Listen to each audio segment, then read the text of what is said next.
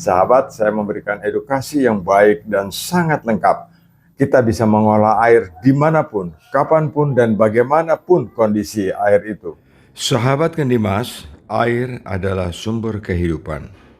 Dimanapun kita tinggal dan kita hidup, kita membutuhkan air. Tanpa air, tidak akan ada kehidupan di bumi ini. Tidak semua tempat di mana kita merencanakan tinggal dan hidup memiliki kualitas air yang baik.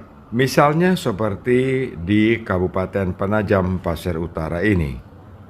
Di sini tidak terdapat air yang memenuhi standar higienis sanitasi ataupun air minum.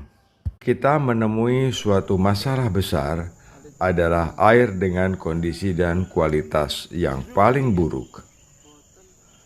Tetapi kita sebagai manusia diberi akal bagaimana cara menangani kualitas air yang ada di lingkungan kita, di mana kita merencanakan untuk tinggal dan kita hidup, dapat kita atasi dan kita olah untuk menjadi air bersih yang berkualitas untuk kebutuhan kita sehari-hari, seperti untuk kebutuhan sanitasi dan air minum.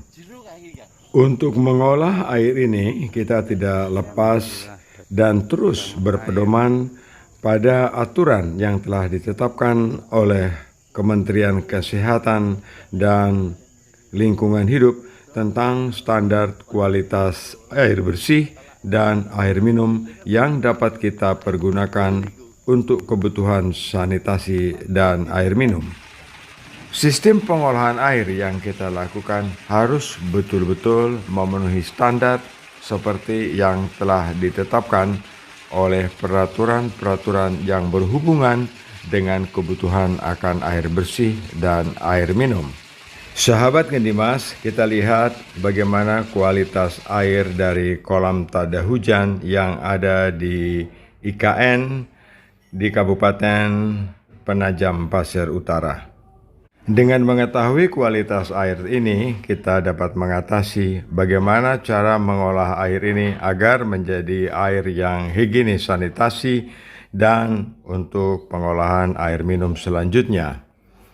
Sahabat Kendimas, mari kita cari solusi untuk teman-teman kita yang berada di Kabupaten Penajam Pasir Utara. Kita berikan solusi yang paling mudah supaya sistem pengolahan air ini dapat berjalan dengan baik. Sahabat Kendimas, jika saja kita memiliki uang yang cukup banyak, kita akan memilih suatu sistem pengolahan air dengan teknologi terbaik.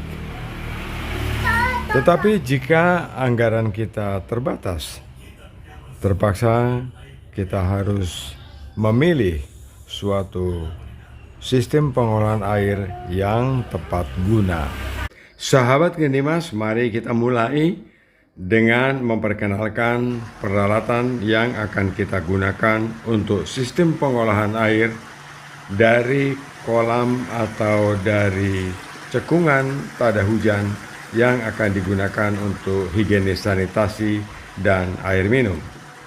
Sahabat Kendimas, inilah air yang akan kita olah, berada di area sebuah pondok pesantren, di mana lokasi ini juga digunakan sebagai rest area bagi saudara-saudara yang berkunjung ke ibu kota Nusantara. Bagaimana mengolah air ini akan kita mulai dengan menyaring air dari kubangan ini. Kita akan menyaring air dengan menggunakan filter dish. Masing-masing filter dish kapasitasnya 70 meter kubik per jam. Kenapa kita harus menggunakan dua filter dish? Karena air yang akan kita saring sangat kotor. Jadi, kapasitas 70 meter kubik per jam adalah satuan untuk kemampuan menyaring, tetapi kita lupa dengan kotoran yang akan masuk ke filter dish ini. Jika filter dish hanya satu, kita hanya disibukkan dengan urusan membersihkan filternya, sementara kita membutuhkan banyak air. Setelah air dari kubangan kita pompa untuk masuk ke filter disk. Kemudian air akan kita teruskan menuju ke klorinator. Klorin di sini berfungsi sebagai desinfektan atau membunuh bakteri. Di sini klorin juga berfungsi untuk memisahkan air dari endapan. Sahabat Kendimas, saya membuat satu buah klorin.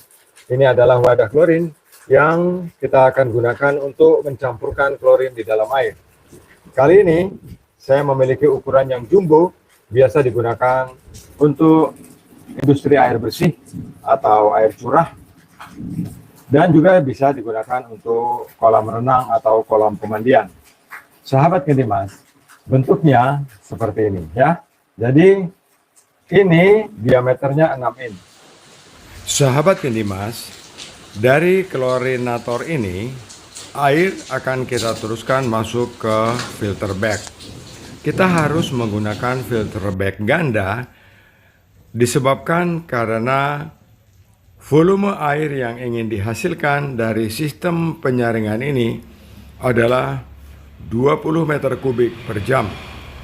Sahabat, air ini kemudian nanti akan didistribusikan untuk menjadi air higienis sanitasi dan sebagian akan diolah menjadi air minum. Sistem penyaringan dengan filter di sini jauh lebih baik jika kita menggunakan pasir silika atau pasir lain berbahan granul yang kemudian kita akan mengalami kesulitan ketika kita akan membersihkannya. Tetapi filter bag ini menyaring sangat akurat karena satuan ukuran kerapatannya terukur dan bahannya kecil, kita mudah mencucinya hanya di dalam sebuah ember. Jadi kita tidak membutuhkan fasilitas banyak untuk membersihkan material yang tertahan di dalam sistem penyaringan kita. Sahabat Kendimas, ketika semua sistem sudah berjalan dengan baik, air ini kemudian akan kita tampung di dalam bak penampungan yang kita beri udara. Tujuannya adalah oksidasi air bisa terjadi pada saat oksigen atau udara dari luar kita pompa masuk ke dalam sistem jaringan ini. Sahabat Kendimas, ini adalah cara paling efektif untuk mengolah air yang kualitasnya sangat buruk. Bisa kita ambil dari kubangan, atau kita ambil dari waduk, atau kita ambil dari sungai yang keruh. Di sini proses untuk menjadikan air yang kotor menjadi air yang bersih dan jernih sudah selesai kita lakukan. Nah sahabat, kita akan naik ke level berikutnya. Bagaimana caranya supaya air yang sudah bersih dan sudah jernih bisa menjadi air bening untuk kita gunakan sebagai air minum.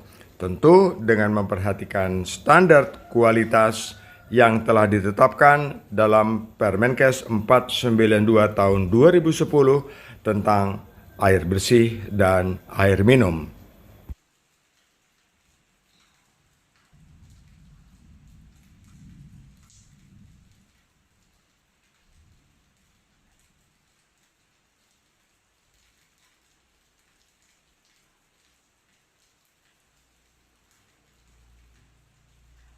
Sahabat Kendimas, jangan lupa tekan tombol subscribe untuk mendukung channel ini, supaya channel ini berkembang dan memberi manfaat untuk banyak orang.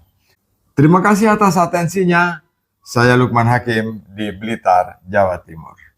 Salam Kendi Emas.